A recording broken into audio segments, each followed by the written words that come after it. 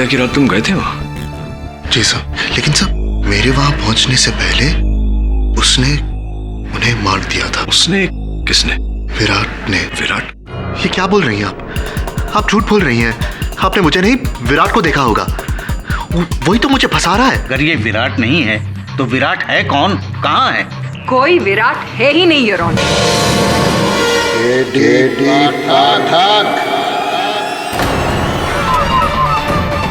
अनुराग?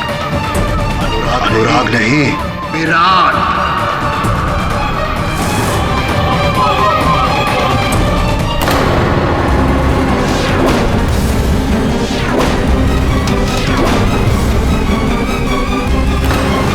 तू मुझे कटघरे में खड़ा करना चाहता है ना?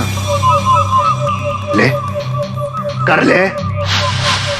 अरे मैं भी तो यही चाहता हूं, ये खेल एकदम खत्म ही हो जाए। ये क्या हो गया तुम्हें अनुराग? बदले उस मनुष्य का नाम। साला कायर कहेगा, जिंदगी भर जुल्म सहता रहा है और सहता रहेगा, रोता ही रहेगा। ना अपना सर उठा सके, ना अपनी आवाज। अरे अगर मैं नहीं होता ना, वो जिंदा नहीं होता। हर एक मुश्किल में मैंने उसका साथ दिया है। लेकिन देख देख, वो मेरे एहसानों का कैसे बदला चुका रहा है। केडी, उस बुड्ढी का खून उसने किया है और इल्जाम मुझ पे डाले हैं।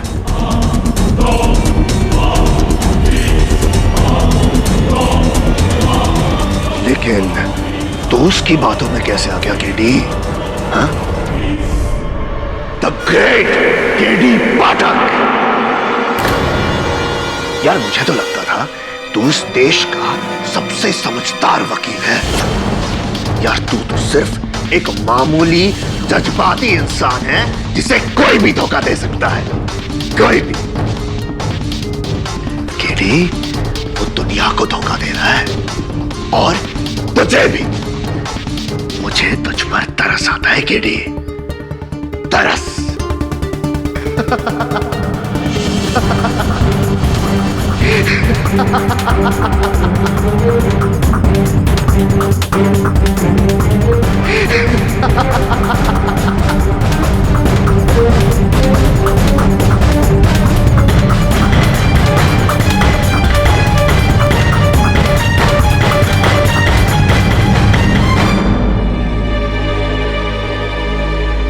KD sir. अनुराग? जी सर।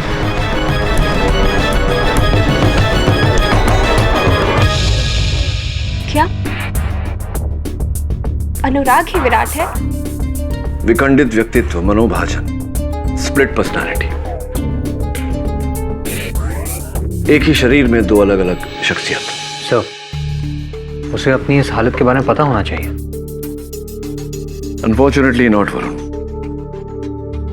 ये बहुत ही गहरी दिमागी बीमारी है जिसके चलते रोगी को लगता है कि वाकई सचमुच वो दूसरा इंसान है। जैसे अनुराग को लग रहा है कि सचमुच विराट है और विराट को लग रहा है कि अनुराग है। मुझे लगता है कि ये हत्या अनुराग ने की है, मतलब अनजाने में विराट बनकर, और अनुराग को इस बारे में पता ही नहीं। नहीं, ऐसा नहीं हो सकता। अनुराग ने खून चाहे किसी भी हालात में किया, लेकिन सजा तो उसे ही मिलेगी। हाँ, दुर्भाग्यवश अगर हत्या उसने की है तो उसका दंड तो उसे भोगना ही पड़ेगा। मुझे ये बात अदालत के सामने तो लानी होगी और हो सकता है कि अदालत उसकी मानसिक स्थिति को मद्देनजर रखते हुए सजा थोड़ी कम कर दे। नहीं, मैं आपके इस फैसले से सहमत नहीं हूँ। मैं ये केस किसी दूसरे लॉयर को दे दूंगी। जैसा आपको ठीक लगे डॉक्टर शामली। अदालत के सामने सच्चाई पेश करना मेरा कर्तव्य है और मुझे मेरे कर्तव्य का पालन करने से कोई नहीं रोक सकता। स्किज़ोफ्रेनिया यानी कि दोहरी शख्सियत। Is that what you say? जी, मिस प्रतिज्ञा। योर ऑनर, वास्तविकता में विराट नाम का कोई व्यक्ति नहीं।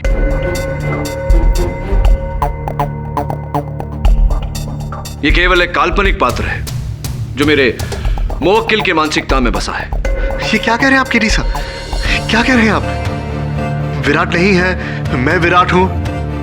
सब मैं अनुराग हूं और विराट है, और मैं बीमार नहीं हूं, मैं बिल्कुल ठीक हूं, मुझे कुछ नहीं हुआ है, मैं बिल्कुल ठीक हूं जज साहब। पहली बार मैं अनुराग से सहमत हूँ, क्योंकि मैं तो शुरुआत से ही कह रही हूँ योर ऑनर कि विराट एक इमेजिनरी कैरेक्टर है जिसे अनुराग इस्तेमाल कर रहा है।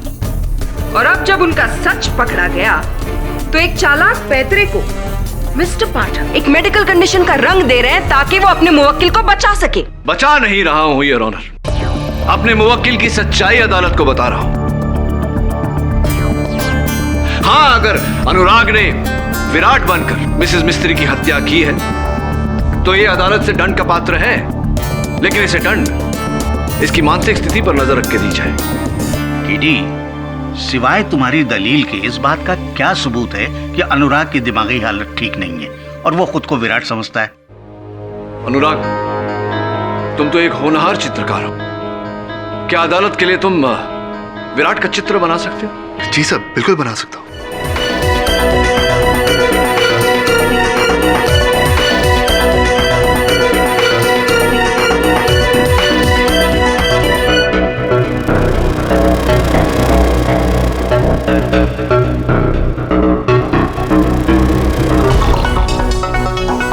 अच्छा, तो तुम्हारे कल्पना अनुसार विराट ऐसा दिखता है? कल्पना के अनुसार नहीं सर, वो हकीकत में ऐसा दिखता है। असलियत में तो वो इससे भी खतरनाक दिखता है। योर ऑनर प्लीज, ये इस कोर्ट में क्या ढोंग चल रहा है? जब हमें पता चल गया है कि कोई विराट नहीं है तो क्यों ना हम उसे भूलकर असली कातिल को सजा दें, जो है ये Anurag Sirohi. I am sorry Anurag, prosecution की बात सटीक है।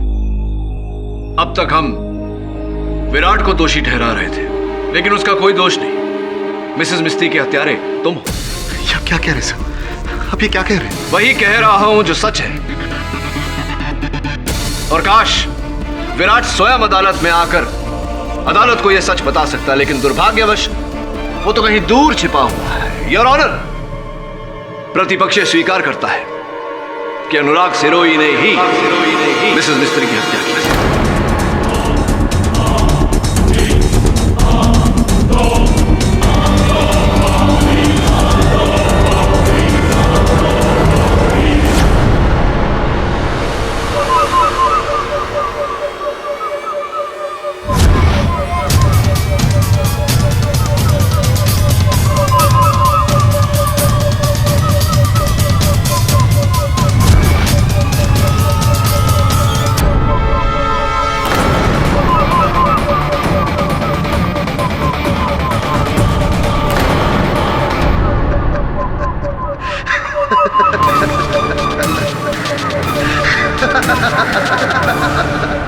शाबाश केडी, शाबाश।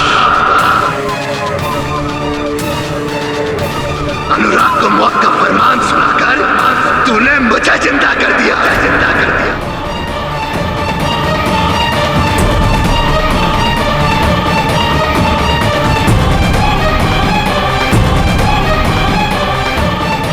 उस कुत्ते को तो यही सजा मिलनी चाहिए। Mister Anurag, mind your language please. मैं अनुराग नहीं, विराट हूं, विराट, विराट।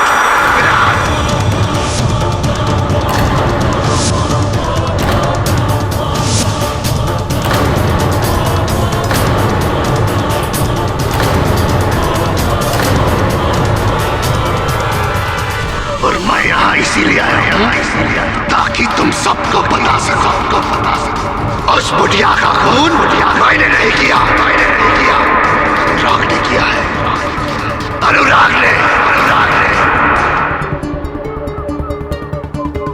Sir order. कोई नहीं छुएगा मुझे, कोई नहीं छुएगा। मैंने कुछ नहीं किया है, कुछ नहीं किया है, कुछ नहीं, कुछ नहीं। विराट, तुम्हारे पास इस बात का क्या प्रमाण है कि मिसेस मिस्त्री की हत्या अनुराग ने की है? अब आया ना मुद्दे पर तू केडी, अब आया, अब आया। सबूत है, वो लाखों के जेवर जो उस बुढ़िया की अलमारी में थे, और अब वो जेवर अनुराग के घर में उसके गद्दे के नीचे, के नीचे।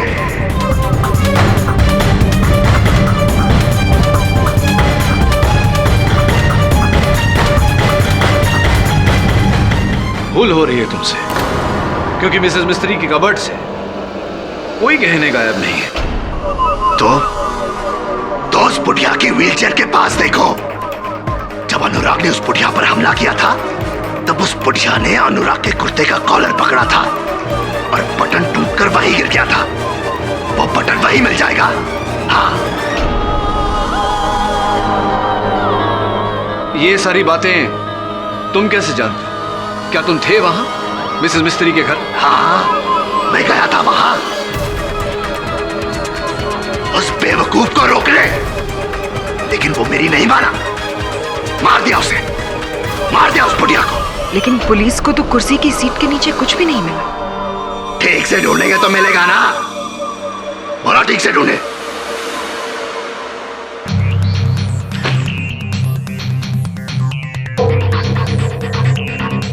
विराट, क्या तुम्हें पूरा विश्वास है कि अनुराग ने ही मिसेस मिस्त्री को मारा है, या झूठा आरोप लगा रहे हो तुम उस पर? क्या तुझे मेरी बात पर यकीन नहीं है केडी? क्यों होगा? तू ठहरा उसका वकील, उसकी तरफदारी करेगा ना? नहीं, तूने मुझे घेर कर यहां बुलाया केडी, हाँ, ताकि तू मुझे यहां फंसा सके और वह कुत्ते के बच्चे को बचा सके। तू भी अनुराग की तरह दोगला निकला है ना? नहीं आना चाहिए था मुझे यहाँ, नहीं आना चाहिए था मुझे यहाँ, मुझे यहाँ नहीं आना चाहिए था, मुझे यहाँ नहीं आना चाहिए था।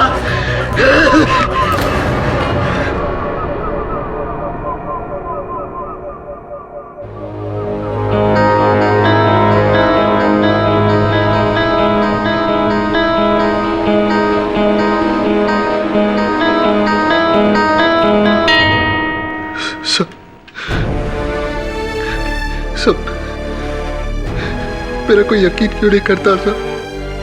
मैंने मिसेस मिस्त्री को नहीं मारा, उस विराट ने मारा है। मुझे फंसाया गया है सब। मेरा यकीन कीजिए, मैंने नहीं मारा। उस मिसेस मिस्त्री का खून विराट नहीं किया है, मैंने नहीं किया ऐसा। अनुराग, क्या तुम जानते हो कि अभी अभी विराट यहाँ आया? क्या विराट यहाँ आया था? सर, आपने उसे पकड़ा क्यों नहीं? उसे जाने क्यों दिया? वही तो खूनी है सर, वही तो खूनी है। नहीं जाने देंगे उसे, लेकिन एक समस्या है अनुराग, कि उसके विरुद्ध हमारे पास कोई साक्ष्य नहीं, कोई प्रमाण नहीं। क्या करें? सर है, सबूत है सर, सबूत मैं देता हूँ। मिस्त्री मैडम के कपबोर्ड में लाखों के गहने थे, विराट उन्हें चुराकर भाग गया था।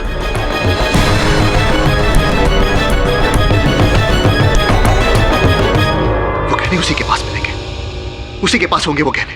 लेकिन गहनों की तो ऐसी कोई चोरी हुई?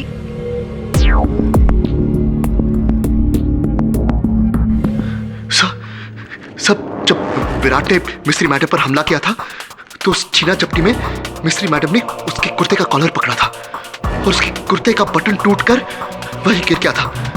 आप मिस्त्री मैडम की व्हीलचेयर के पास ढूंढिए, वो बटन आपको वहीं मिलेगा। मैं यकीन के साथ कह सकता हूँ, वो बटन आपको वहीं मिलेगा। तुमने कहा था कि तुमने विराट को वहां देखा ही नहीं, तो ये सारी बातें तुम्हें कैसे पता? मैंने छुप कर देखा था सर, मैंने छुप कर देखा था। मैं वही था, मैंने ये सब होते हुए देखा। मैं हूँ चश्मदीद गवाह उस खून का, मैंने देखा है sir. This is completely ridiculous your honour. Virat कहता है कि खून अनुराग ने किया, अनुराग कहता है कि खून विराट ने किया। हाउ डज इट मैटर जब दोनों एक ही इंसान हैं? मेरे हिसाब से इन सारी बातों को भूलकर उस इंसान को सजा देनी चाहिए जो यहाँ इस कटघरे में खड़ा है। Hold on just a moment prosecutor. कहानी में एक ट्विस्ट है, सोचने वाली बात है कि अनुराग कहता है कि विराट के कुर्ते का बटन टूटकर व्हीलचेयर के सीट के नीचे गिरा। विराट कहता है कि अनुराग के कुर्ते का बटन टूटकर व्हीलचेयर के सीट के नीचे गिरा, जबकि वास्तविकता कहती है कि कुर्ते के सारे बटन साबुत है, एक भी बटन नहीं टूटा।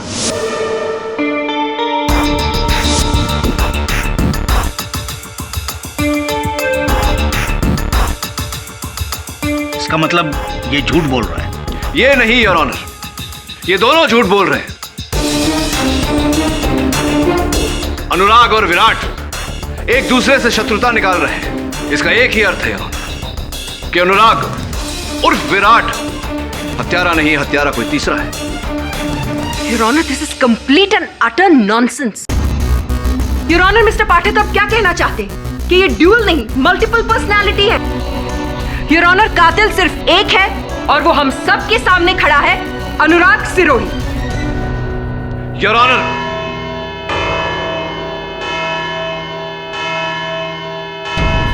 इस केस की सुनवाई 24 नवंबर को की जाएगी, जहां इस केस का फैसला सुनाया जाएगा।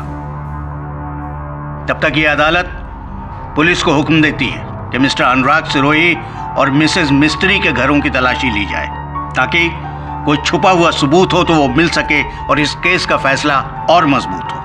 The court is adjourned. तलाशी लो अच्छे से।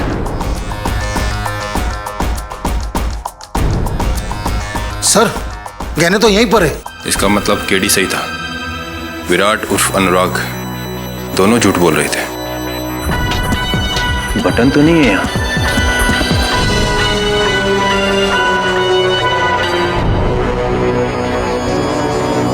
Contact lens. आप कॉन्टैक्ट लेंसेज पहनती हैं मिसेस सबनिस? जी हाँ, पहनती हूँ, लेकिन ये लेंस मेरा नहीं है क्योंकि ये -2 है और मेरा विजन 0.25 है, -0.25, तो ये मेरा नहीं है।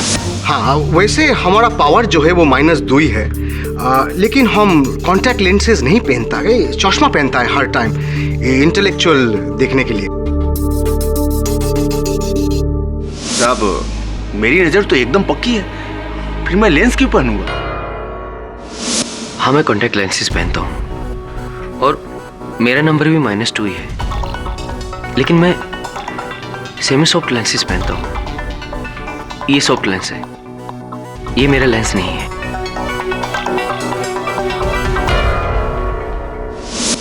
जी, मेरे कॉन्टैक्ट लेंसेज का नंबर -2 ही है, लेकिन ये मेरा कॉन्टैक्ट लेंस नहीं है क्योंकि मैं तो मिसेस मिस्त्री के घर ही नहीं गई। सब लोगों का कथन सुनने के बाद मैं इस निर्णय पर पहुंचा हूं श्यामली जी कि 4 लोग सच बोल रहे हैं और कोई एक झूठ बोल रहा है। वैसे मैं आपको यहां पर बताना चाहूंगा कि फोरेंसिक्स का ये कहना है कि इस पर जो डीएनए मिला है वो आपका है, मिस श्यामली बधेल।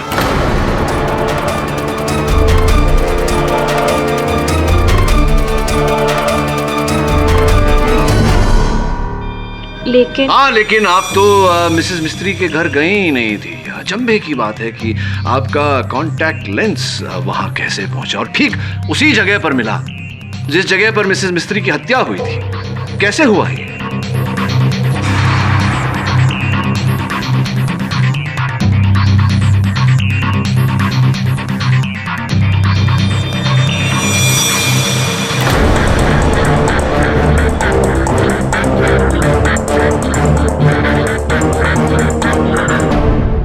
जी, ये कॉन्टैक्ट लेंस मेरा ही है। मैं वहां गई थी मिसेस मिस्त्री को मैंने ही मारा।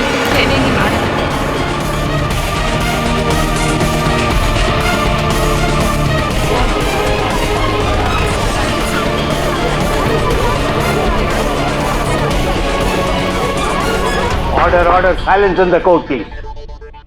अनुराग से बहुत प्यार करती हूँ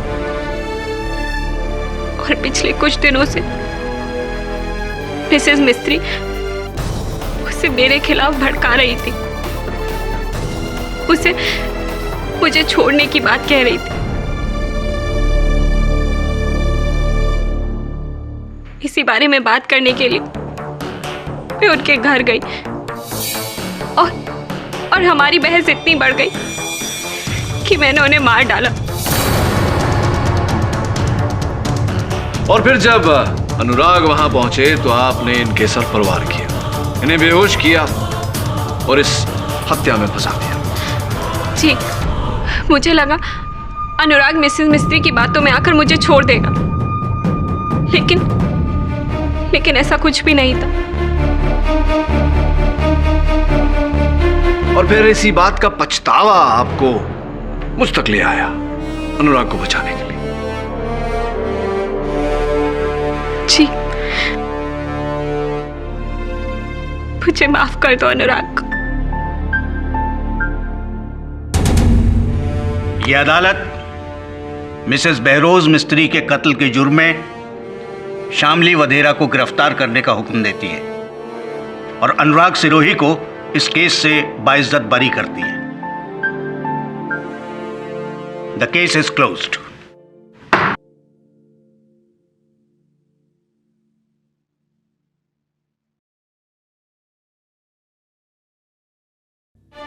अनुराग, शामली, अब तो मेरा और अपना,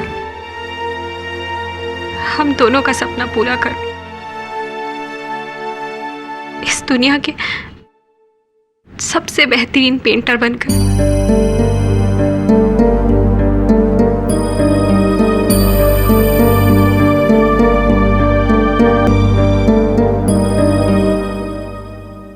आजादी की बधाई हो। शामली की हार मेरी जीत कैसे हो सकती है सर? घटना तो दुखद है अनुराग, लेकिन जीवन में अक्सर ऐसा होता है। तुम्हारी चिंता है मुझे। जब तक ये खतरनाक विराट तुम्हारे अंदर है, तुम सुरक्षित नहीं। मेरे पहचान में एक अच्छे डॉक्टर है, उनसे चिकित्सा करवा लो। जी सर,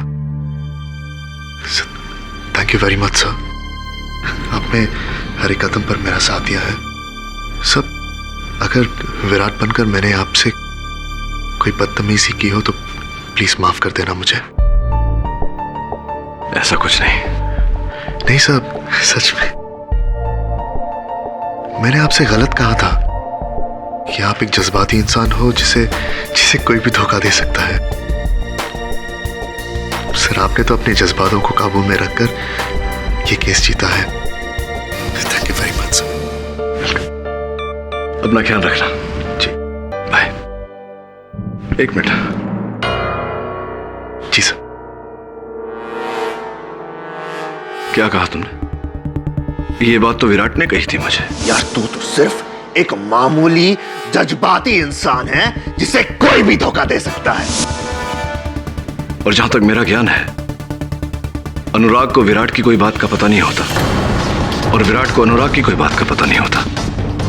तो फिर तुम्हें जी, लेकिन तुम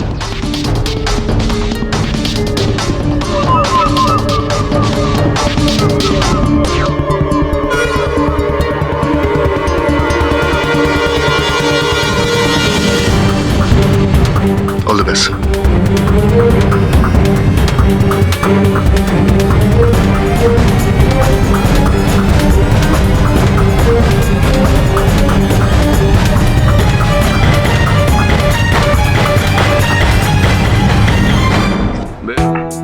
अरे केडी, वेलकम वेलकम। अच्छा हुआ तुम आ गए, मैं कुछ ही देर में दिल्ली निकलने वाला था। हमेशा हमेशा के लिए। बहरोज मिस्त्री की हत्या तुमने की है।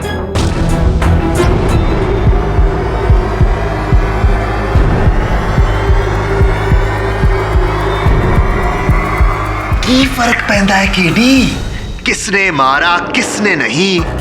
सच तो ये है कि तुम मेरे लिए केस जीत गए, हम तीनों के लिए। केडी पाठक के लिए, अनुराग सिरोही के लिए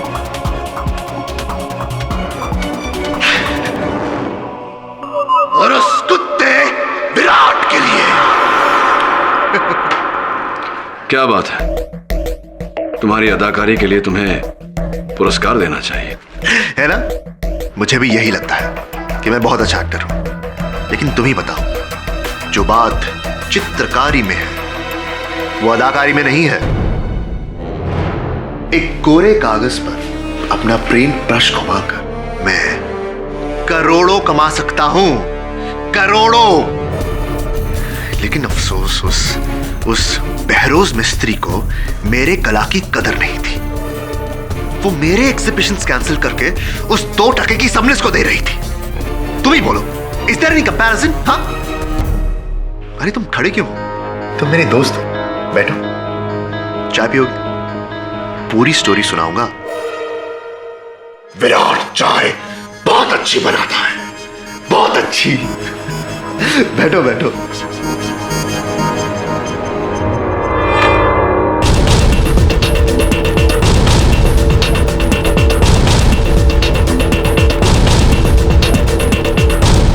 अच्छी पेंटिंग्स है ना? चाय। केडी घबराओ मत, इसमें जहर नहीं है। जिस इंसान ने मेरी जान बचाई, मैं उसकी जान नहीं लूंगा।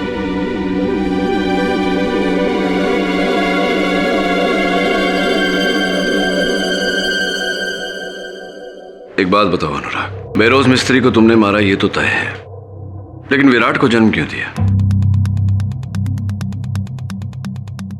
जो इंसान मेरी कला की कदर नहीं करता, मैं उसके जान की कदर नहीं करता। उस बुढ़िया को मारने का प्लान तो मैंने बहुत पहले से बना दिया था, लेकिन मुझे यह पता था कि एक न एक दिन पुलिस मुझ तक जरूर पहुंच जाएगी। इसीलिए मैंने पहले से ही सारा इंतजाम कर दिया था। 1 महीने पहले मैंने विराट को जन्म दिया और अपने आसपास के लोगों को यह एहसास दिला दिया कि विराट असलियत में है। साली बुढ़िया, समझते क्या है अपने आप को? विराट, विराट प्लीज शांत हो जाओ, प्लीज शांत हो जाओ विराट। मत समझा मुझे क्या कर रहा है। तू जाके उस बुढ़िया के तलवे जा कुत्ते। अपनी आवाज की रिकॉर्डिंग उस दुकानदार को दी तुम्हारे नंबर के साथ, और पकड़े जाने के बाद शामिल को तुम्हारे पास भेज दिया। इसका मतलब तुम्हारे इस प्लान में मैं पहले से शामिल था। Of course KD, of course. आगे तक की सोच। अच्छा खेल खेला तुमने। जब अदालत में यह साबित होने लगा कि कोई विराट नहीं है, तब तुमने विराट बनकर अनुराग को बचा लिया और अनुराग बनकर विराट को बचा लिया। बेल्ला, कभी सुना है केडी? खुद पर इल्जाम लगाकर अपने आप को बचाया। लेकिन असली शातिरता तुम्हारी तब नजर आई जब तुमने व्हील चेयर के नीचे ढूंढने की बात की, ताकि पुलिस को वहां शामली का कॉन्टैक्ट लेंस मिले, जो मैंने ही कत्ल के बाद वहां छोड़ दिया था।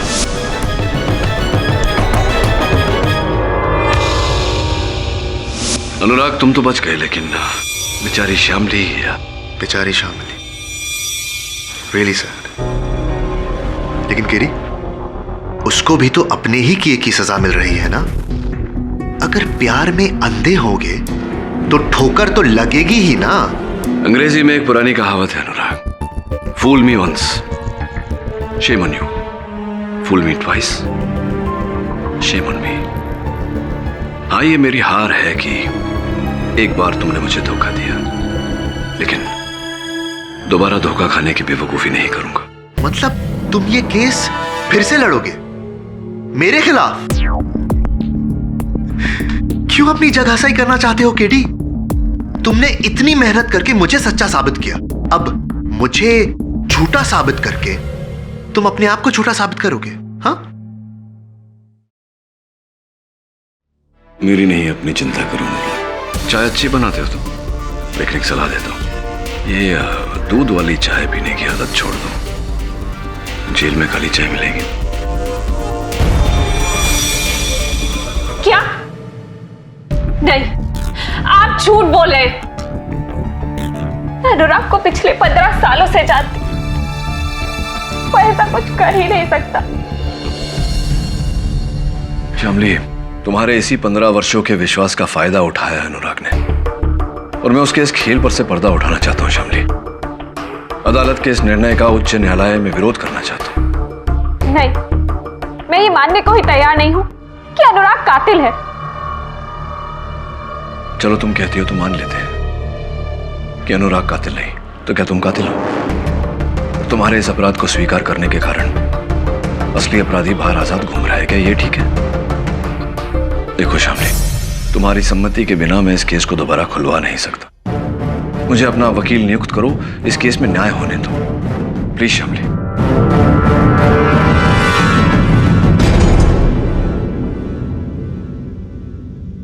केडी, जब से केस खत्म हुआ है ये घर ऐसे ही बंद पड़ा है और मुझे नहीं लगता कि तुम्हें यहाँ से कुछ मिलेगा। और पुलिस यहाँ से पहले ही सब कुछ चेक कर चुकी है।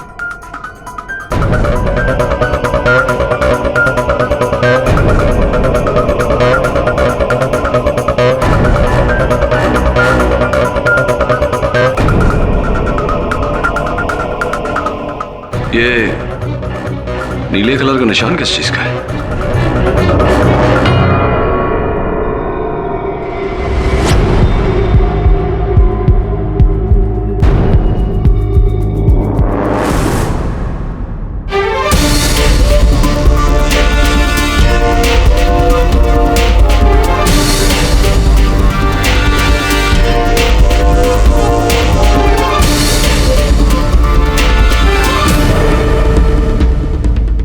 वरुण, हाईकोर्ट में अपील करने का समय आ गया। Right sir. योर ऑनर, मुझे तो ये समझ में नहीं आ रहा है कि मुझे यहाँ क्यों बुलाया गया है। केडी सर ने खुद मुझे बेगुनाह साबित किया है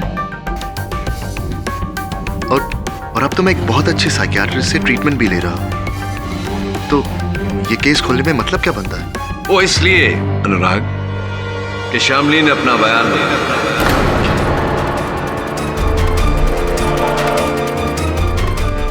अब उनका यह कहना है कि वो निर्दोष है। क्या? जी। शामली, मैं तो पहले से जानता था शामली बेगुनाह है, लेकिन शामली तुमने ऐसे किया क्यों? क्यों? मैं बचाने के। वो तुमसे इतना प्रेम करती है कि तुम्हें बचाने के लिए वो अपना सब कुछ लुटा सकती है। लेकिन मेरे लिए इतनी बड़ी कुर्बानी शामली, तुम जानती हो मैं तुम्हारे प्यार के लायक नहीं, है ना KD sir? Your honour, Shamli के झूठे अपराध स्वीकरण के कारण असली अपराधी कानून के पकड़ से बच निकला। मेरा इस केस को फिर से खुलवाने के पीछे मकसद केवल इतना है कि मैं शामली को निर्दोष साबित करूं और असली हत्यारे को सजा दूं। इतना आसान नहीं है मिस्टर पाठक।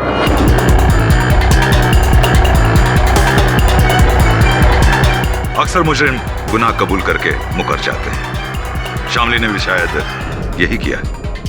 अगर तुम ये समझते हो कि शामली बेगुनाह है तो कोई तो सबूत होगा तुम्हारे पास उसे बेगुनाह साबित करने के लिए। तो अदालत में पेश क्यों नहीं करते? एब्सोल्युटली प्रोसिक्यूटर साहब। शामली, जरा अदालत को बताइए कि हत्या की रात को आप कहां थी? जी, मैं उस रात को घर पर थी, अकेले। इसलिए इस बात का मेरे पास कोई सबूत नहीं है। इससे ज्यादा मैं आप लोग की और कोई मदद नहीं कर सकती। बस इतना बता सकती हूँ कि ये कत्ल मैंने नहीं किया और मुझे इस बात का भी पूरा विश्वास है कि अनुराग भी बेकसूर है।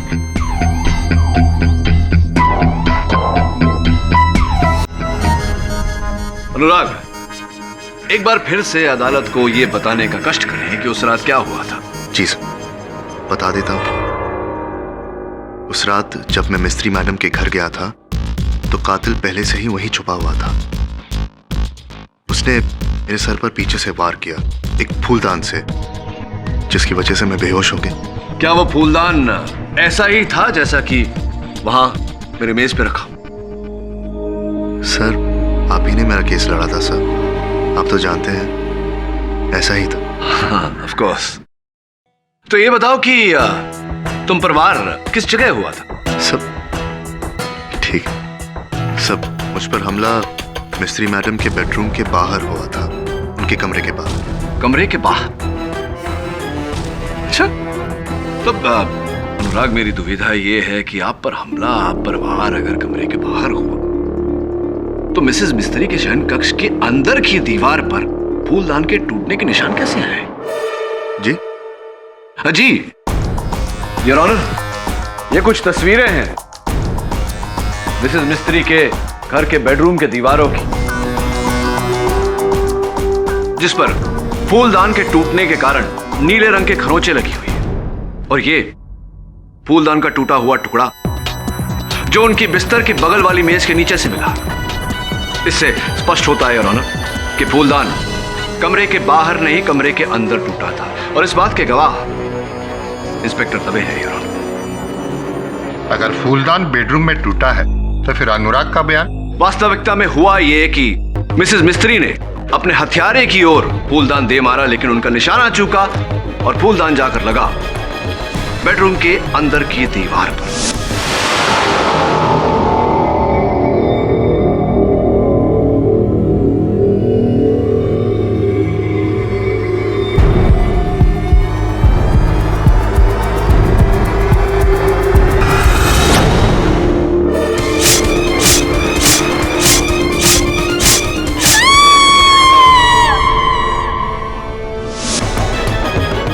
हो सकता है वो फूलदान पूरी तरह से टूटा ना हो और कातिल ने मिसेस मिस्त्री का कत्ल करके उसके बाद वही फूलदान अनुराग के सर पर तोड़ा होगा, और वो भी कमरे के बाहर। जी साहब, ऐसा ही हुआ होगा ना? योर ऑनर, चीनी मिट्टी का बना हुआ फूलदान सिर्फ एक ही बार टूट सकता है, दोबारा नहीं। योर ऑनर, ये उसी फूलदान का जोड़ीदार है जो मिसेस मिस्त्री ने अपने हथियारे की ओर फेंका था, कुछ ऐसे।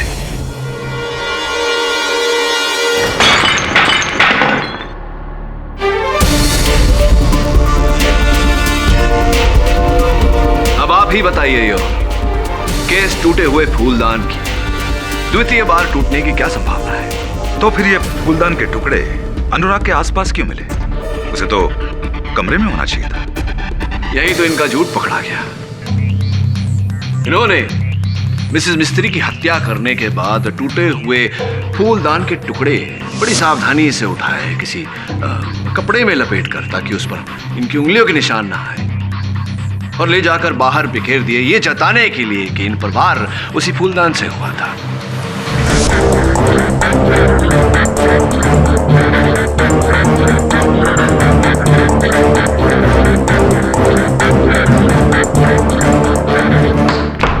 Order order.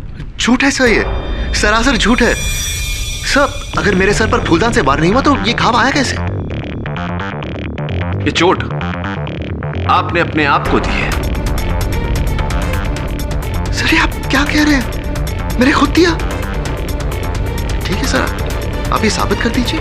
यही तो साबित करने का प्रयास कर रहा हूं मैं अनुराग, कि मिसेस मिस्त्री के घर के अंदर ना तुम पर हमला हुआ था, ना तुम बेहोश हुए थे, पूरे होश में थे तुम। एक बात बताओ, अगर तुम पूरे होश में थे तो तुम्हारे हाथ में वो चाकू, हाथ पे खून के दाग, कुर्ते पर खून के निशान कैसे हुआ, कैसे आए? मुझे नहीं पता सर। क्यों? तुम्हें तो पता होना चाहिए, तुम पूरे होश में थे। मैं बेहोश हुआ था सर, शायद मेरे सर पर किसी और चीज से वार हुआ हो। ऐसी। अब तक तो आप कह रहे थे ठोस तरीके से कि आप पर वार फूलदान से ही हुआ है, अब आप कह रहे हैं कि वो वस्तु कुछ और थी। नहीं सर, सब देखिए, मुझे सब कुछ पूरी तरह याद नहीं है। शायद मैं अपने आपे में नहीं था सर। मैं एक बीमार आदमी हूं सर। सब मैं बीमार हूं, आप तो जानते हैं। अदालत इस बात को जानती है अनुराग कि तुम दोहरी व्यक्तित्व के शिकार हो, लेकिन यह बात अदालत को फिर से बताकर तुम क्या जताना चाहते हो कि हत्या विराट ने की है? सब हो सकता है मैंने विराट बनकर यह किया हो। इसका अर्थ यह हुआ कि हत्यारा अनुराग है, यानी कि तुम। नहीं सब, मैंने खून नहीं किया सर। इसका मतलब यह हुआ अनुराग की हत्यारा विराट ही है। योर ऑनर, हत्या करके फरार विराट, और उसका फरार होना इस बात का सबूत है कि हत्यारा विराट ही है।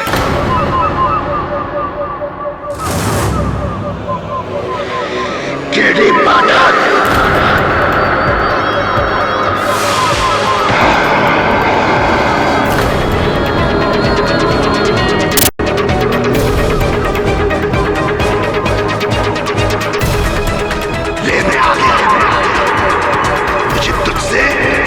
किसी से छिपने की जरूरत नहीं है, समझा?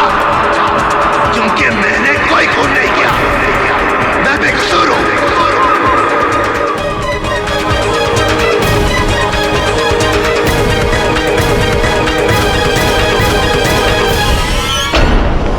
अगर ये हत्या तुमने नहीं की तो किसने की? अनुराग ने। ये लड़की साली अपने आप को बचाने के लिए हम दोनों को फंसा रही है। रियली? लेकिन विराट, शामली का तो कहना है कि अनुराग को तुमने फंसाया है। क्या? ये कब कहा इसने? अरे अभी अभी तो कहा, ध्यान कहा था तुम्हारा। अरे तुम्हारा ध्यान कहाँ है केडी? ये तो हरगिज नहीं कहा इसने। अरे भरी अदालत में कहा, हम सबने सुना, तुमने कैसे नहीं सुना विराट? अरे झूठ बोल रहा है तू, अपनी अकल का इलाज करा। विराट, सच को झुटलाकर अदालत में तुम एक वकील के साथ इस तरह बात नहीं कर सकते। अरे कौन सा सच? अभी अभी तो इसने कहा है कि ये मुझे बेकसूर समझती है। तुम्हें या अनुराग को? अरे एकदम एक ही बात है, तुम हो या अनुराग, एक ही बात है, यही कहना चाहते थे। नहीं, उसने अभी अभी ये कहा था कि वो अनुराग को बेकसूर समझती है। अनुराग को। ये बात तुम्हें कैसे पता विराट? क्योंकि जब शामली ने ये बात कही थी तब तुम यानी कि विराट ने, अनुराग यहां खड़ा था। और जहां तक हम सब जानते हैं, या तो अनुराग हो सकता है विराट, एक ही समय पे दोनों शख्सियत नहीं हो सकते। तुम तो विराट हो, तुम्हें कैसे पता कि उसने अनुराग को बेकसूर कहा था?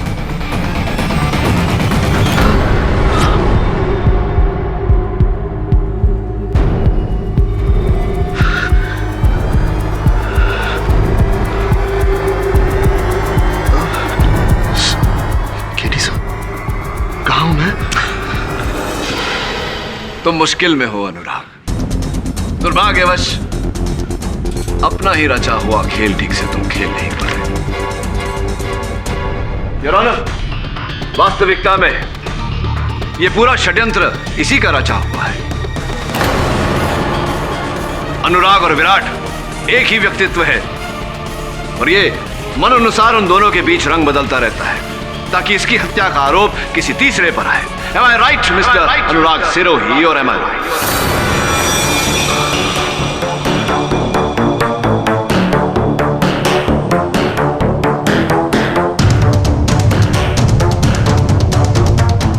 You are right.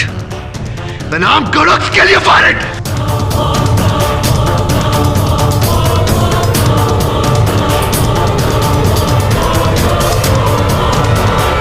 इतनी बारीकी से प्लान करके मैं यहां तक पहुंचा, तुझे तक मात दे दी, लेकिन केडी तू बीमार है, तुझे सच तक पहुंचने की बीमारी है।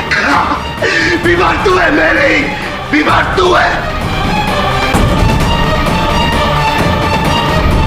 यह अदालत डिस्ट्रिक्ट कोर्ट के फैसले को रद्द करते हुए शामली वधेरा को बेरोज मिस्त्री की हत्या के जुर्म में निर्दोष पाकर बाइज्जत बरी करती है और अनुराग सिरोही को इसी हत्या के जुर्म में दोषी मानकर उम्र कैद की सजा सुनाती है।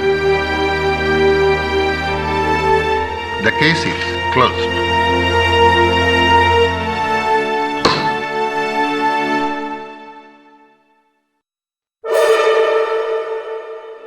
इतनी आसानी से भूलूंगा नहीं तुझे केडी, नहीं भूलूंगा। बोलना चाहिए भी नहीं। और हाँ सुनो, अगर जेल में बोरियत महसूस हो या अकेलापन महसूस हो तो विराट को बुला लेना। आपस में बैठ के बातचीत करते हुए समय कट जाएगा। क्यों? चलो। Bye Anurag. I am sorry, double good bye.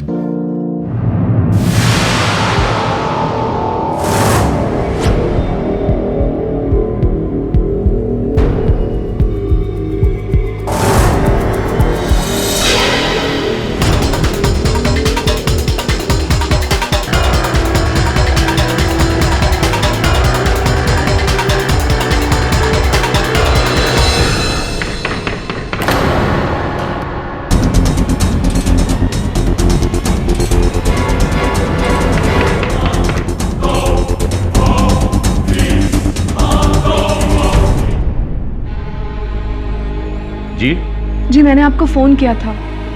Newspaper में आपका ऐड देखा था कि आप। तुम कविता प्रजापति हो? जी हाँ। हाँ, अंदर आओ।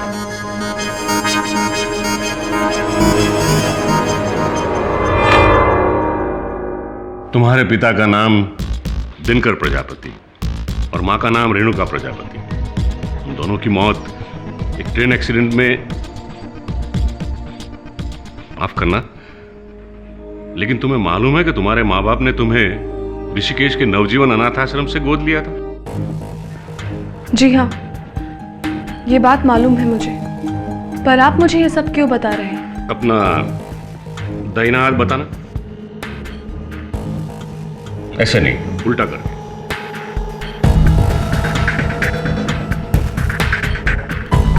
तुम वही हो तुम। कहना क्या चाह रहे हैं आप? कौन हूं मैं तुम्हारे असली माँ बाप को जानता हूं। तुम अरबपति बिजनेसमैन मनोहर सेठिया की जायदाद की इकलौती वारिस हो।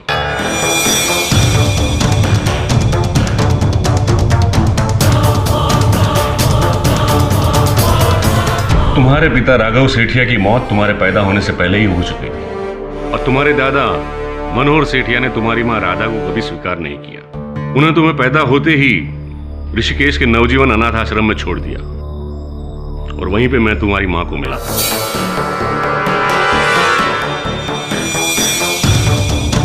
लेकिन ये सारी कहानी आप आज मुझे क्यों सुना रहे हैं? क्योंकि 8 महीने पहले मनोहर सेठिया ने अपनी पूरी जायदाद अपनी पूती के नाम कर दिया और 5 महीने पहले उसके साथ उसकी पूती की तस्वीर इस अखबार में आई थी।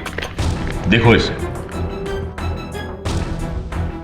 मुझे तो भरोसा ही नहीं था कि ये लड़की सही है और इसीलिए उनकी असली वारिस को मैं उनसे मिलाना चाहता हूं। अगर आपकी सारी कहानियां खत्म हो चुकी हो तो मैं अब जाऊं? तुम्हें मेरी बात पे भरोसा नहीं है? बिल्कुल नहीं। अगर मुझे पता होता ना कि आपने ऐसी कोई कहानी सुनाने के लिए मुझे यहाँ पर बुलाया है तो मैं यहाँ कभी नहीं आती।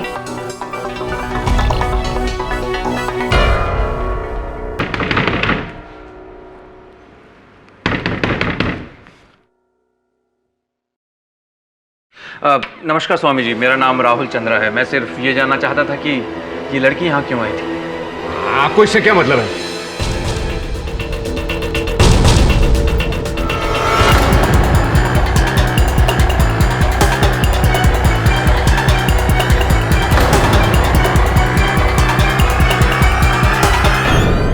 तुम भी अजीब हो यार। जब वो स्वामी इतना कह ही रहा है तो उसकी बात मानने में हर्ज ही क्या है? वैभव, तुम भी ना, कहाँ वो अरबपति मनोहर सेठिया और कहाँ मैं। देखते नहीं हो आजकल कैसे कैसे फ्रॉड के केसेस हो रहे हैं। रुको, मैं देखती हूँ।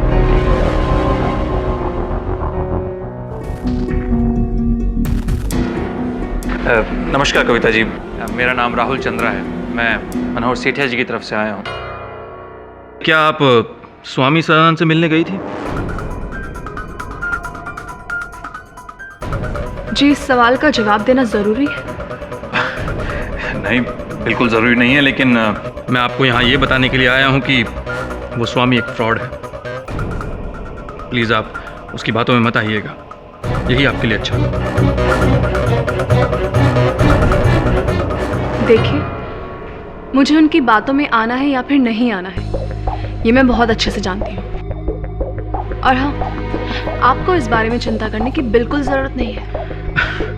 आपने बिल्कुल सही कहा कि मुझे चिंता करने की ज़रूरत नहीं है, लेकिन आपको है,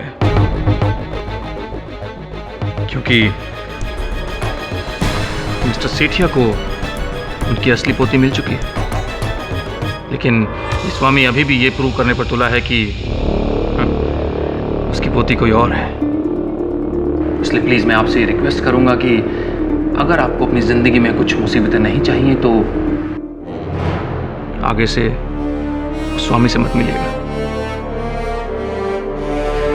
बाकी आप लोग खुद बहुत समझदार हैं।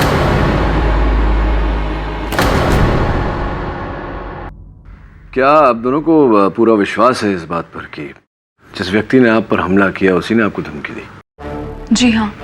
फिर तो आपको तुरंत FIR दर्ज करवाना चाहिए था उसके विरुद्ध। नहीं पाठक जी, ये बात हमारे आश्रम की प्रतिष्ठा से जुड़ी हुई है, इसलिए हम इस बात को ज्यादा पब्लिसिटी देना नहीं चाहते। स्वामी जी, अगर आपको अपने आश्रम की प्रतिष्ठा की इतनी चिंता है तो मिस्टर मनोहर सेठिया के वारिस को खोजने के लिए आपने अखबार में विज्ञापन क्यों दिया? दरअसल मैं मानता हूं कि ये मेरी जिम्मेवारी है कि मनोहर सेठिया को उनके असली वारिस से मैं मिलवाऊं। ऐसी, पर इस विषय पर आपके विचार क्या है? जी, मेरे लिए तो अजीब सी सिचुएशन है। जब मैं स्वामी जी से मिलने गई और उन्होंने मुझे ये सारी बातें बताई तो सच पूछी मुझे तो बिल्कुल भरोसा नहीं हुआ। लेकिन राहुल चंद्रा के घर आने के बाद से मुझे भी लगता है कि इस बात में कुछ तो सच्चाई है। यदि आप चाहें तो कविता के वकील के तौर पर आप इसे इसका हक दिला सकते हैं। कुछ नहीं तो कम से कम मनोहर सेठिया से बात करके एक बार सच्चाई बताने की कोशिश तो कीजिए।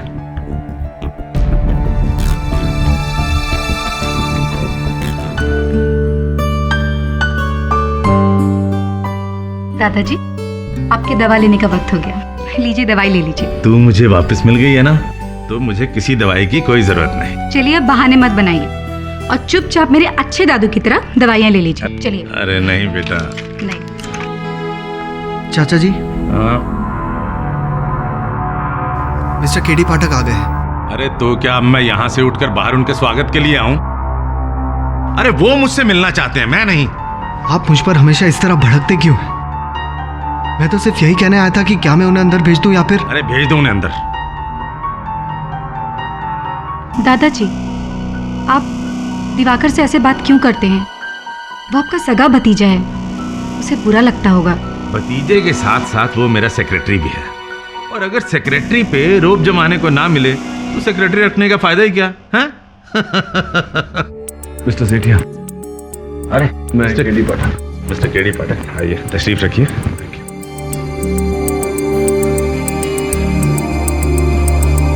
तो अब उस ढोंगी स्वामी ने आपको अपॉइंट किया है? जी नहीं, मुझे अब तक किसी ने अपॉइंट नहीं किया। मैं तो केवल इतना जानने आया था कि पिछले 5 महीने से आपकी पोती दीपिका, सॉरी ज्योति कहाँ थी? मिस्टर केडी पाठक, आपको ज्योति से सवाल करने का कोई हक नहीं। नहीं दादाजी, अगर उन्हें अपने मन का कोई शक दूर करना है तो... जब मुझे कोई शक नहीं है तो इन्हें क्या हक है शक जाहिर करने का? सुनो बेटी, तुम अपने रूम में जाओ। इन्हीं सारे र्यूमर से तंग आकर मैंने अपनी विल चेंज करने की सोच ली है। ऐसी? मिस्टर केडी पाठक, मेरी पहली विल के मुताबिक मैं अपनी जायदाद अपनी पोती के नाम से करने जा रहा था, लेकिन अब मैं उसे थोड़ा और स्पेसिफाई कर रहा हूं। अब मैं अपनी सारी जायदाद अपनी पोती ज्योति के नाम से करने जा रहा हूं, और ये चेक। कहीं ऐसा तो नहीं मिस्टर सेठिया कि आप स्वामी सदानंद जी के दावे से डर गए कि आपकी असली पोती ये दीपिका नहीं कविता है?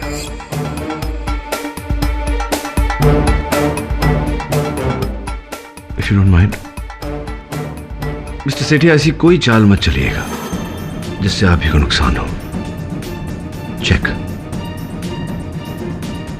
And met.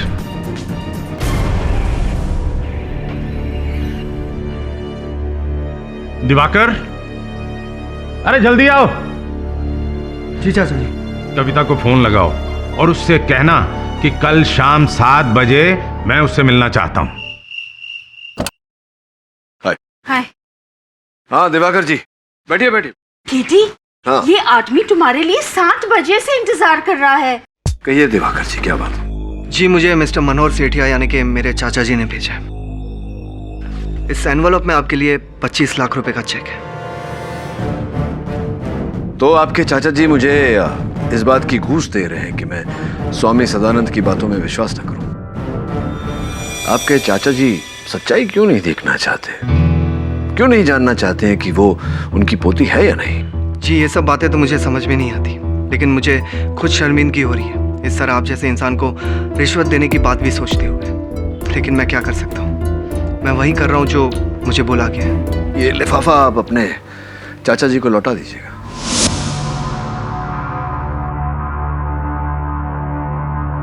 चाचा जी कहाँ है? अपने कमरे में होंगे। Okay, thank you.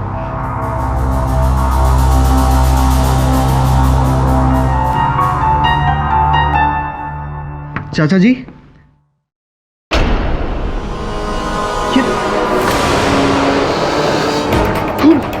खून कैसा? खून, खून! ज्योति जल्दी आओ! ये खून, ज्योति जल्दी आओ! क्या हुआ? ये खून!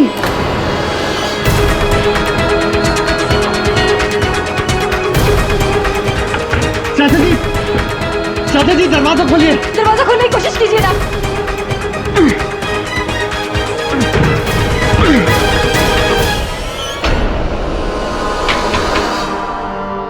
क्या हुआ? कमरे में अंधेरा है, शायद मेन स्विच से इस कमरे का स्विच ट्रिप हो गया है। उसे ऑन करो जल्दी। हाँ अभी जाती हूँ।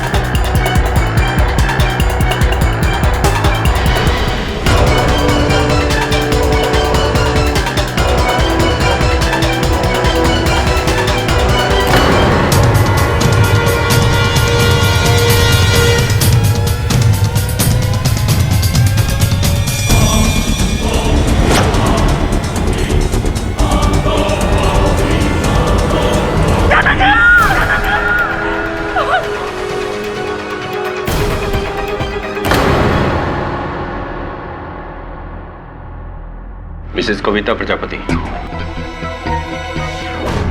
आज शाम 7 बजे आप मिस्टर मनोहर सेठिया से मिलने गई थी। जी हाँ, पर बात क्या है? आपके घर की तलाशी लेनी है। तलाशी? लेकिन क्यों? मिस्टर मनोहर सेठिया खून हुआ है और उनके भतीजे दिवाकर सेठिया के हिसाब से आज शाम 7 बजे का आप ही का अपॉइंटमेंट था उनके साथ। तलाशी लो।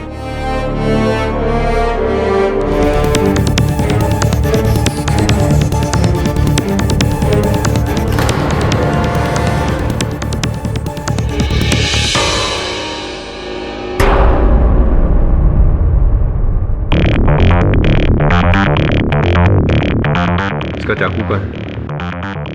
चाकू? मैंने स्वामी जी को फोन भी किया था।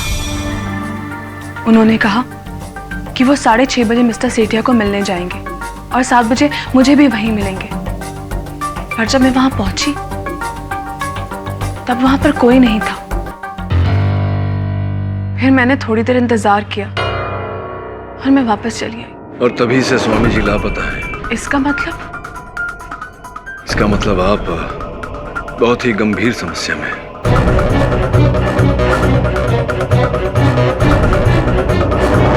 योर ऑनर, मिस्टर मनोहर सेठिया का खून सिर्फ और सिर्फ उनकी बेशुमार जायदाद को हासिल करने की एक लड़ाई। 8 महीने पहले ये लड़ाई शुरू हो गई जब उन्होंने अपनी सारी दौलत अपनी खोई हुई पोती के नाम करने की सोची। 5 महीने पहले उनकी खोई हुई पोती मिल भी गई।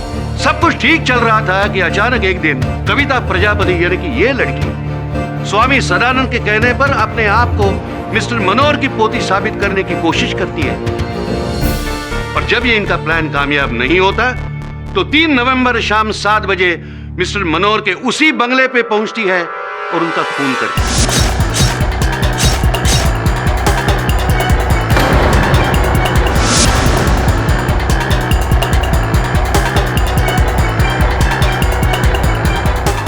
योर ऑनर, इसमें इनका बराबर का साथी है स्वामी सदानंद, जो अब फरार है। योर ऑनर, ये सब झूठ है। मैंने किसी का खून नहीं किया है। तो क्या 3 नवंबर की शाम 7 बजे आप सेठिया के बंगले पर नहीं गई थी? मैं वहां गई जरूर थी, उन्होंने खुद मुझे बुलाया था। पर जब मैं वहां पहुंची तब वहां कोई नहीं था। कोई है? मिस्टर सेठिया? योर ऑनर, मैं अपने पहले विटनेस इंस्पेक्टर दवे को विटनेस बॉक्स में बुलाने की इजाजत चाहता हूं। इसे जानते हो? जी हाँ, इसी चाकू से मिस्टर मनोहर सेठिया का खून हुआ है।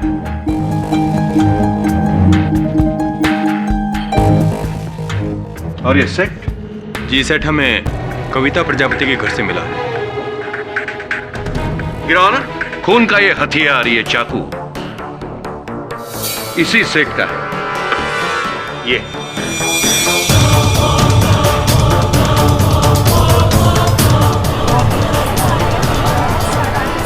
Order, order. ओ और जैसे कि मेरे काबिल दोस्त मिस्टर केडी पाठक जानते हैं कि इस चाकू पर सिर्फ और सिर्फ कविता के फिंगरप्रिंट्स हैं। योर ऑनर, मुझे नहीं मालूम ये चाकू वहां पहुंचा कैसे। मुझे तो ये तक नहीं पता कि ये हमारे घर से गायब कब हुआ। मिस्टर मनोहर से कविता प्रजापति का 7 बजे का अपॉइंटमेंट, उनके चाकू का लाश के सीने से पाया जाना, उस पर उन्हीं के उंगलियों के निशान होना, ये यही साबित करता है कि खून मिसेस कविता प्रजापति ने ही किया हुआ है। और तो और योर ऑनर, इस अदालत में ऐसा एक गवाह मौजूद है जिसे मिसेस कविता प्रजापति और स्वामी सदानंद जो कॉन्स्पिरेसी कर रहे थे उसकी भनक थी।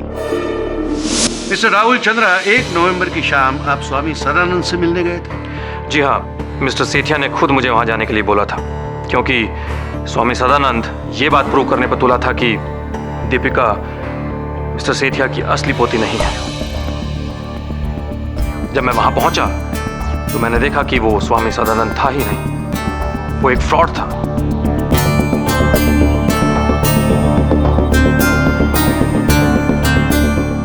और वो इस लड़की को मिस्टर सेठिया की पोती बनाकर उनके सामने पेश करने की कोशिश कर रहा था।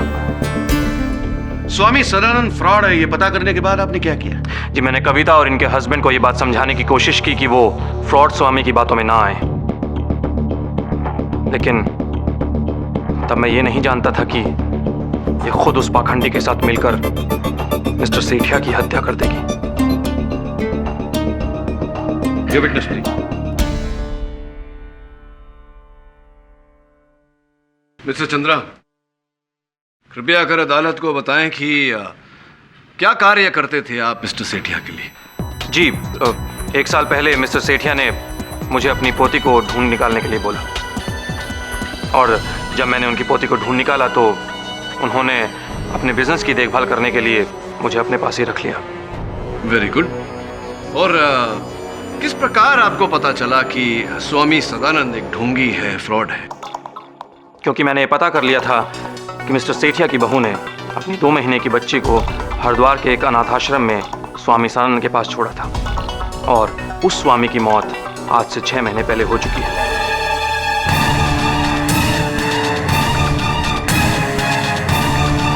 तो जाहिर सी बात है कि ये आदमी स्वामी सदानंद नहीं, एक फ्रॉड था। फिर तो स्पष्ट है मिस्टर चंद्रा कि जब आपको ये पता चला होगा कि स्वामी सदानंद एक ढोंगी है, फ्रॉड है, तब आपने ये पता लगाने का प्रयास अवश्य किया होगा कि असल में वो कौन है। क्या था? जी नहीं, ये तो पता नहीं लग सका। क्यों पता? Object your honour. Your honour, mister Pathak बेकार सवाल पूछकर अदालत को गुमराह करने की कोशिश कर रहे हैं। इन सवालों का इस केस से क्या ताल्लुक? Objection sustained. Thank you your honour. Mister Rahul Chandra के बयान से साफ होता है कि मिसेस कविता प्रजापति उस बेरुपया के साथ इस भयानक हत्याकांड में शामिल थी। दोनों ने एक प्लान बनाया और उस शाम मिसेस कविता प्रजापति ने बेरहमी से मिस्टर मनोहर का कत्ल किया। योर ऑनर, डिफेंस को अब भी कोई शक है तो मैं डॉक्टर रस्तोगी को कटघरे में बुलाने की इजाजत चाहता हूं। इजाजत है? जी हाँ, इसी चाकू से मिस्टर सेठिया का कत्ल हुआ। मिस्टर सेठिया पर 4 बार इस चाकू से स्टैब किया गया। एक बार तो उनके हार्ट के पास स्टैब किया, जिसकी वजह से उनकी मौत हुई। डेथ क्या टाइम हुआ था? डेथ का एग्जैक्ट टाइम बताना तो मुश्किल है, पर लगभग 7-8 बजे के बीच उनकी मौत हुई। योर ऑनर, और इस वक्त मिस्टर सेठिया के घर पर कविता प्रजापति के अलावा और कोई नहीं था। Your witness please. Doctor Rastogi, जिस समय मिस्टर सेठिया की हत्या हुई उस समय मिस्टर सेठिया किस अवस्थिति में थे? खड़े थे, बैठे थे, लेटे थे? योर ऑनर, ये कैसा बेतुका सवाल है। मिस्टर पाठक क्या प्रूव करना चाहते हैं? योर ऑनर, मैं केवल इतना जानने का प्रयास कर रहा हूं कि उस शाम अंततः हुआ क्या। कविता पहली बार मिस्टर सेठिया से मिलने गई थी, तो क्या वहां पहुंचने पर सीधा चाकू से लेकर इन्होंने मिस्टर सेठिया जो अपने अध्ययन कक्षी कुर्सी पर बैठे हुए थे उन पर वार कर दिया, उन पर हमला कर दिया? एक बार नहीं, 4 बार। और मिस्टर सेठिया ने अपना बचाव करने की कोई चेष्टा नहीं की। असंभव है यार। ऐसा हो सकता है क्योंकि पोस्टमार्टम रिपोर्ट के हिसाब से जब उन्हें चाकू मारा गया था उस वक्त तो बेहोश थे।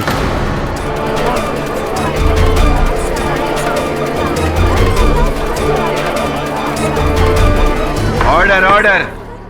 अच्छा, बेहोशी उनकी किस कारण से थी? क्यों अचेत थे वो? उनके मेडिकल रिपोर्ट के हिसाब से उन्हें हाइपर एंजाइटी की प्रॉब्लम थी, इसीलिए उन्हें एक हल्का डोज स्लीपिंग पिल्स का खाना पड़ता था। लेकिन उस दिन उन्होंने बहुत सारी स्लीपिंग पिल्स खा रखी थी, जिसकी वजह से वो बेहोश थे। तो डॉक्टर रस्तोगी की बात का क्या तात्पर्य निकाला जाए योर ऑनर, कि जब कविता मिस्टर सेठिया से मिलने गई, सर्वप्रथम इन्होंने मिस्टर सेठिया को नींद की गोलियां खिलाई, फिर दवा का प्रभाव होने के बाद इन्होंने चाकू से उन्हें घोंपा 4 बार। और चूंकि मिस्टर सेठिया की लाश उनके अध्ययन कक्ष के दरवाजे पर मिली, तो क्या कविता ने उनके मृत शरीर को वहां तक घसीट कर छोड़ा ताकि उनका लहू बहकर कमरे से बाहर निकले, ताकि किसी को यह ज्ञान हो कि कमरे के अंदर किसी की हत्या हुई है? It's absurd your honour.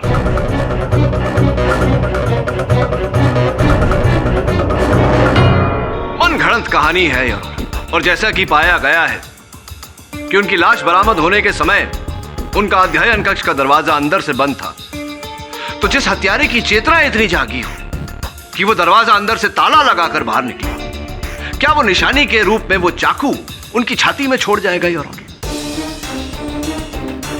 Your honour, mister Sethia को नींद की दवाई सिर्फ वो व्यक्ति दे सकता है जो उनके सबसे नजदीक था, उनके भतीजे मिस्टर दिवाकर सेठिया।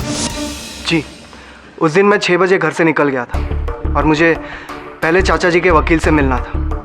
चाचा जी नेक्स्ट मॉर्निंग अपनी नई विल बनाना चाहते थे। मिस्टर सेठिया का नया इच्छा पत्र। आपको दिवाकर जी इस नई वसीयत के बारे में जानकारी थी, तो ये ज्ञान भी अवश्य रहा होगा कि वो अपनी पूरी संपत्ति किसके नाम करना चाहते थे। जी हाँ, मैं जानता था। राइट। तो अपने वकील के मिलने के बाद फिर आपने क्या किया? सर, जैसा कि आप जानते हैं, मैं 7 बजे तक आपकी ऑफिस में बैठा आपका इंतज़ार कर रहा था। उसके बाद तकरीबन 8:30 के आसपास मैं घर पहुंचा और मैंने देखा कि दिवाकर जी, आपके चाचा जी उग्र उत्सुकता हाइपर एंजाइटी के मरीज थे, इस बात की जानकारी थी आपको? जी हाँ, मैं जानता था। और इसीलिए आप उन्हें नींद की गोलियां खिलाया करते? जी नहीं, उन्हें दवाइयाँ मैं नहीं, ज्योति दिया करती थी। जी हाँ, मैं ही उन्हें दवाई देती थी, लेकिन उस दिन मैंने उन्हें दवाई नहीं दी थी। इनफैक्ट मैं घर पर थी ही नहीं। कहाँ चली गई थी?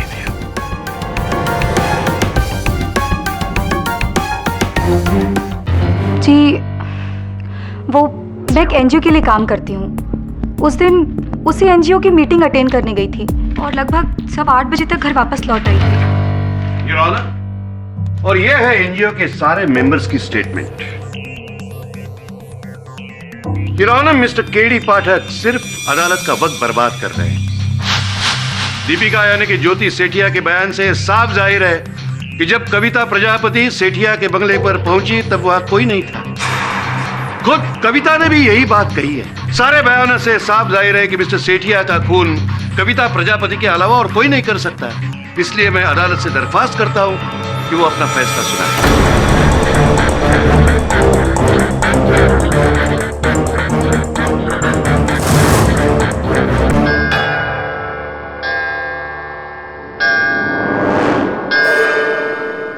अगली सुनवाई तक के लिए यह अदालत मुलतवी की जाती है।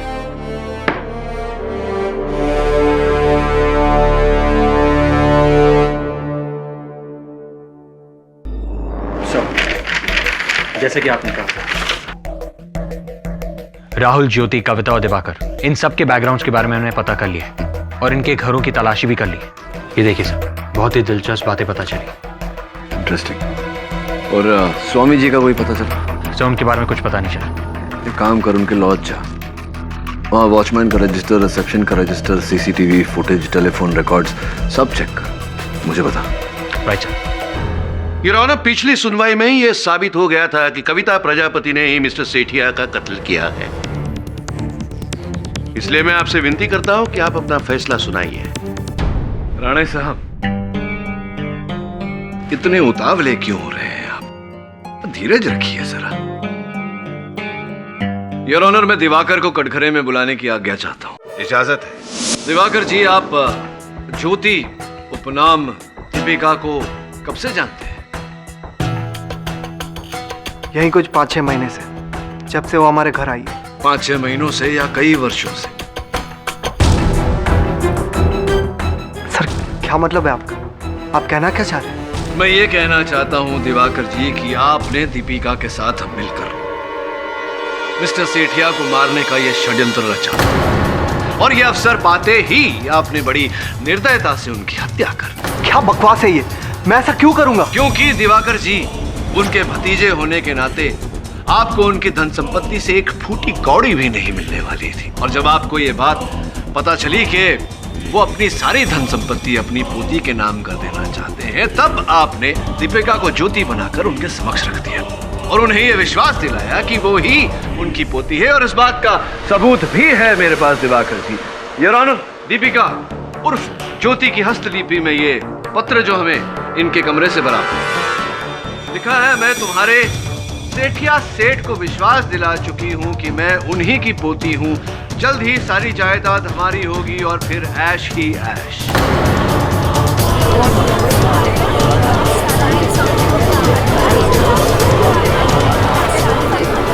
Order, order.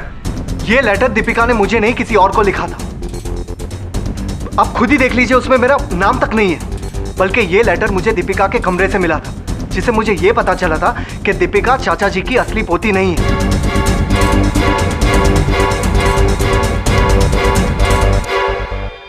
हाँ, ये बात सच है कि इस लेटर के जरिए मैं दीपिका को ब्लैकमेल करता था, पर इसका मतलब ये नहीं है कि मैं कातिल हूं। असली कातिल दीपिका है, उसे नहीं मारा होगा।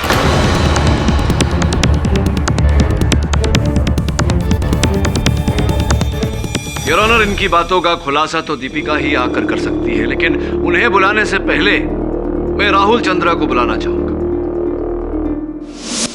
मिस्टर चंद्रा, अपने पूर्व कथन में आपने हमें बताया था कि आप ही ने स्वर्गवासी मनोहर जी की पोती ज्योति उर्फ दीपिका को खोज निकाला। अदालत को बताने का कष्ट करें कि इतना कठिन कार्य आपने कैसे किया। जी, इसके लिए मैंने सबसे पहले उस डॉक्टर को ढूंढा जिसने एक्सीडेंट के बाद मिस्टर सेठिया के बेटे राघव सेठिया को अटेंड किया था। उस डॉक्टर से मिलने के बाद मुझे पता लगा कि मिस्टर सेठिया की बहू राधा सहारनपुर में रहती थी। सहारनपुर जाकर मुझे पता लगा कि मिस्टर सेठिया की बहू ने मरने से पहले अपनी 2 महीने की बच्ची को नवजीवन आश्रम के किसी स्वामी सदानंद को सौंपा था। और उनसे मुझे पता लगा कि दीपिका मिस्टर सेठिया की असली पोती है। तो उसके बाद कि उसके कुछ दिनों बाद स्वामी सदानंद की मौत हो। तो चंद्रा साहब, जब आप स्वामी जी उस ढोंगी से मिलने उनकी लॉज गए थे, आप तुरंत भाप गए होंगे कि वो असल स्वामी नहीं ढोंगी।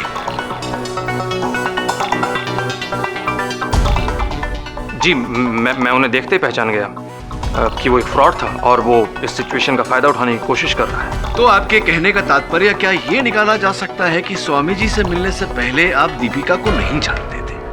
क्या ये कहना सही है?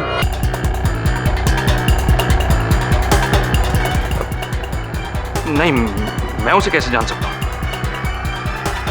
आश्चर्यजनक बात है मिस्टर चंद्रा कि आप उन्हें जानते भी नहीं थे, फिर भी 4 वर्ष पहले 21 अगस्त 2007 औरंगाबाद कोर्ट में आपने उनके साथ मिलाप किया।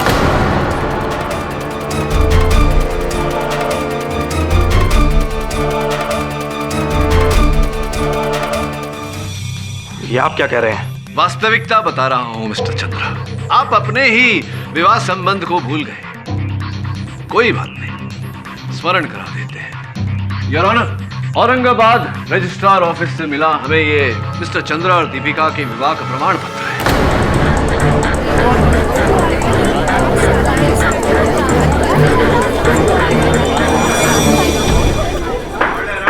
योर ऑनर, ये पूरा खेल इन्हीं का खेला हुआ है।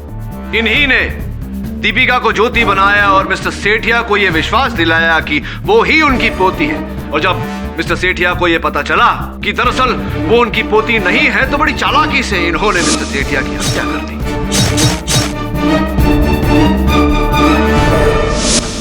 जी मैं ये मानता हूँ कि मैंने दीपिका को ज्योति बनाकर मिस्टर सेठिया के घर में प्लांट किया, और मैं ये भी मानता हूँ कि वो मेरी पत्नी है, लेकिन मैंने मिस्टर सेठिया का कत्ल नहीं किया। बल्कि सच तो ये है कि मैं उस दिन यहाँ था भी नहीं। मिस्टर सेठिया ने मुझे बिजनेस के सिलसिले में दिल्ली भेजा था। और ये इस बात का सबूत है योर ऑनर, उस मीटिंग में मौजूद सारे बिजनेस एसोसिएट्स का स्टेटमेंट। चलिए योर ऑनर, मान लेते हैं कि मिस्टर चंद्रा उस दिन दिल्ली गए थे,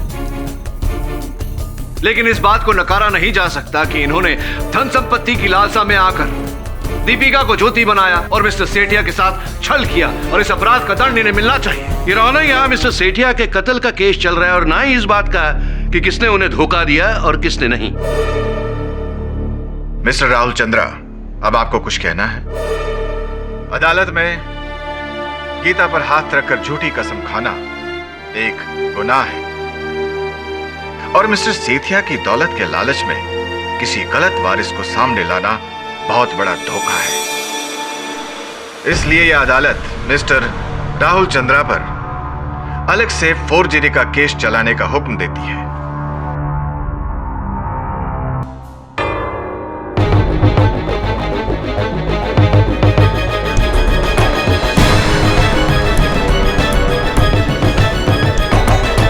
पुलिस को अभी स्वामी सदानंद की लाश मिली।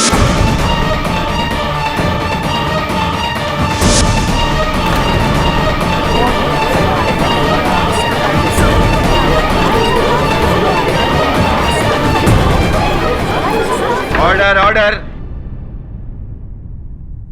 इस नए खुलासे की वजह से आज अदालत की कार्रवाई यहीं पर बर्खास्त की जाती है। इस केस की सुनवाई अब स्वामी सदानंद की डेड बॉडी की पोस्टमार्टम रिपोर्ट मिलने के बाद ही होगी। The court is adjourned. Sir, उस शाम स्वामी जी को जिसने फोन किया था उसका पता चल गया है। ये रही उसकी कॉल डिटेल्स। और सर, ये लॉज की सीसीटीवी फुटेज। इससे हमें यह पता चल जाएगा कि स्वामी जी से कौन मिलने आया था और वो किसके साथ बाहर गए थे।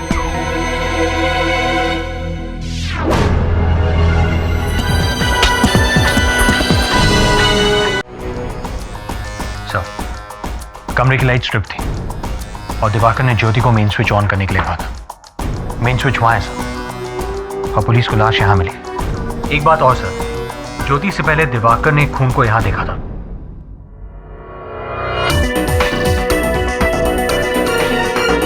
ये देखा, इस खून की जांच करवा। एक और बात, वहां मेन स्विच तक जाने और वापस आने में कितना समय लगता है? Sir, around 2 minutes. Diwakar ji, कृपया कर अदालत को एक बार फिर बताइए कि 3 नवंबर की शाम 7 बजे आप कहाँ थे? जिस शाम चाचा जी का खून हुआ उसी शाम 7 बजे मैं आपके ऑफिस आया था। इनफैक्ट उन्होंने ही मुझे भेजा था आपको रिश्वत देने के लिए। जी नहीं, झूठ बोल रहे हैं आप स्वयं अपनी इच्छा से मेरे ऑफिस आए थे, क्योंकि आप जानते थे कि उसी शाम ठीक 7 बजे कविता मिस्टर सेठिया से मिलने आपके घर आने वाली है। इसीलिए अपने बचाव के लिए आप मुझे साक्षी के रूप में अदालत में खड़ा करना चाहते थे। इस कारण आप उस समय मेरे ऑफिस में। I object your honour. Your honour, इससे यह प्रूव होता है कि मिस्टर दिवाकर केडी के ऑफिस में क्यों गए थे।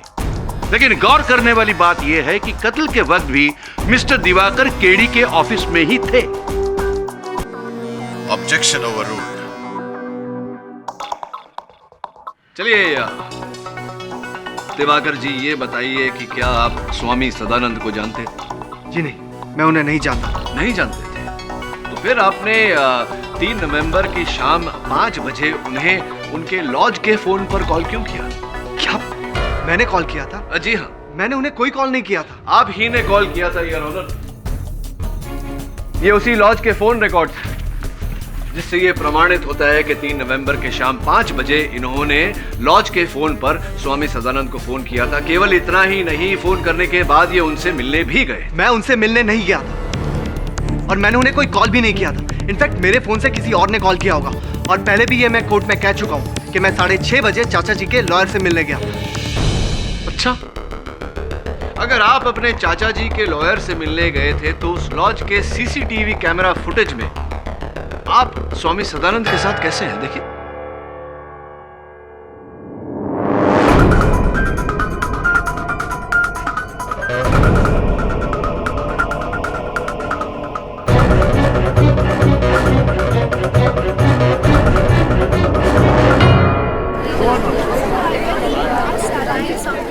Order order.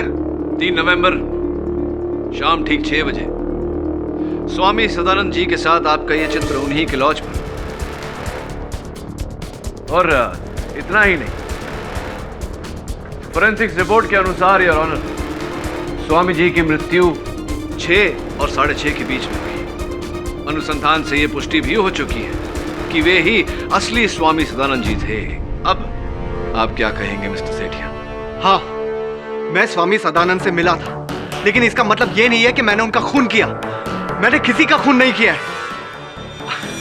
अपने चाचा जी मिस्टर मनोहर सेठिया का भी नहीं।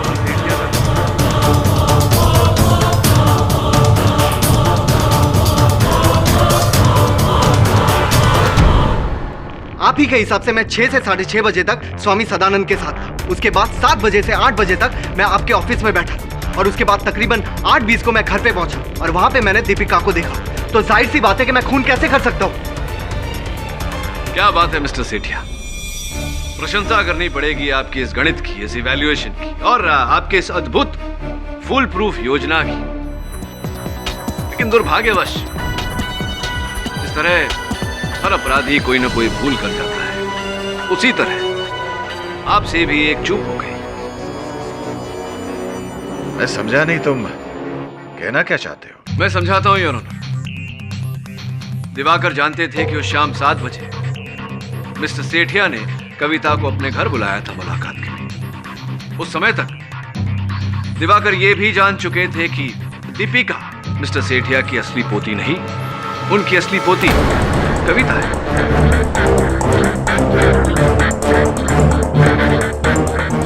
और इस बात को सिर्फ केवल स्वामी सदानंद स्थापित कर सकते हैं। इसीलिए स्वामी जी की हत्या की धारणा लेकर इन्होंने स्वामी जी को फोन किया और उन्हें मिलने गए। दिवाकर ने अपनी योजना को गति कुछ इस प्रकार दी और कत्ल के 1 रात पहले जब कविता स्वामी सदानंद जी से मिलने गई थी, ये इनके घर में घुसी और इस सेट से उस छुरी को चुराया जिसका प्रयोग कविता किया करती थी, जिसके कारण इनकी उंगलियों के निशान उस पर थे। और कत्ल के दिन दीपिका के घर से बाहर जाने के बाद इन्होंने पानी में भारी मात्रा में नींद की गोलियां मिलाकर मिस्टर सेठिया को पिलाई।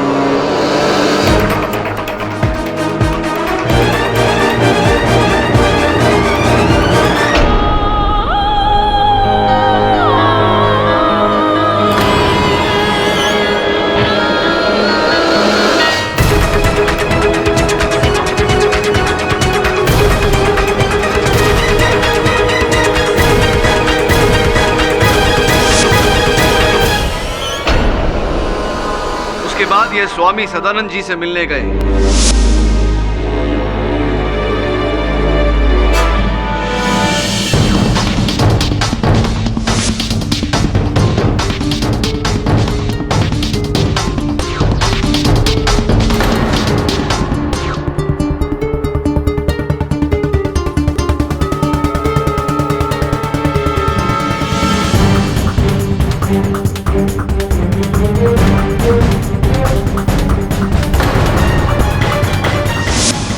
योर ऑनर, मिस्टर केडी घुमा फिरा कर वही बात कोर्ट में कह रहे हैं।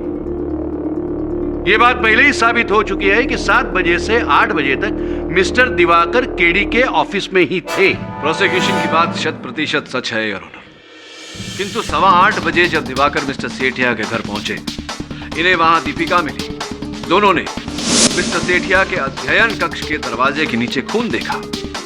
दरवाजा खोलने पर जब कमरे में अंधेरा पाया गया तो बड़ी चतुरता से दिवाकर ने दीपिका को घर के मुख्य स्विच के जांच के लिए भेजा। वहां ट्रिप स्विच ऑन करके लौटने में दीपिका को जितना समय लगा, उसी समय में दिवाकर ने इसी चाकू से मिस्टर सेठिया के शरीर पर 4 बार घाव किए। और क्योंकि मिस्टर सेठिया बेहोश थे, उनके मुंह से कोई चीख नहीं निकली, दीपिका को कुछ पता नहीं चला।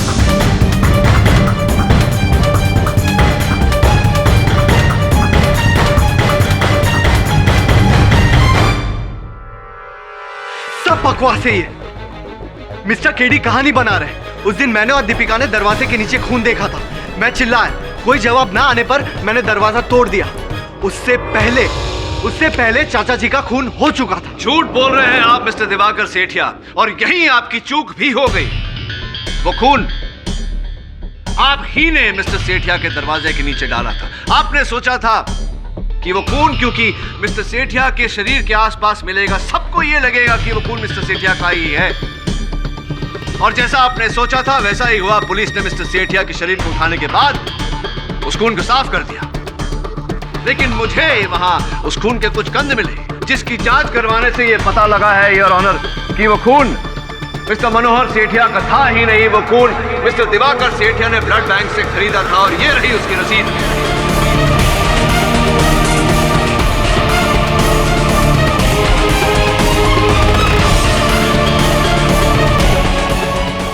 बोलिए मिस्टर सेठिया, ऐसा ही हुआ था या नहीं? हाँ। मैंने ही मेरे चाचा जी का खून किया, और मैंने ही स्वामी सदानंद को मारा।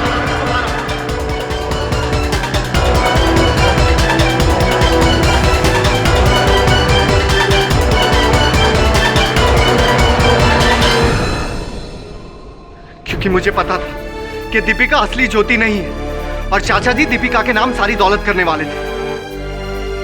और मैं ये भी जानता था कि कविता असली ज्योति है, और मैं नहीं चाहता था कि उन दोनों में से किसी को भी जायदाद मिले। और क्यों मिले? 15 साल से रात दिन चाचा जी के साथ मैं था। मैंने उनकी सेवा की, उनका ख्याल रखा, और बदले में मुझे क्या मिला? सबके सामने बेइज्जती और एक फूटी कौड़ी भी नहीं। इसलिए गुस्से में आकर मैंने उनका खून कर दिया और इल्जाम डाल दिया कविता पर।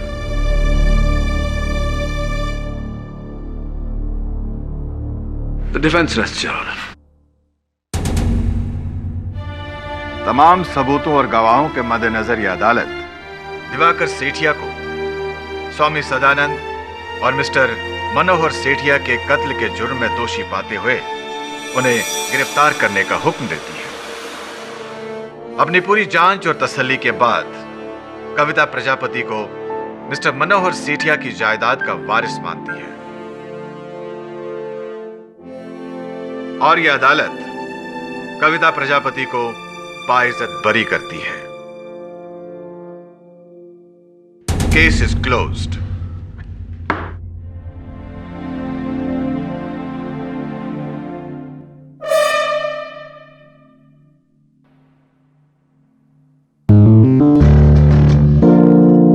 इस तरह के और भी एपिसोड देखने के लिए हमारे चैनल को सब्सक्राइब करें और बेल आइकन दबाना ना भूलें।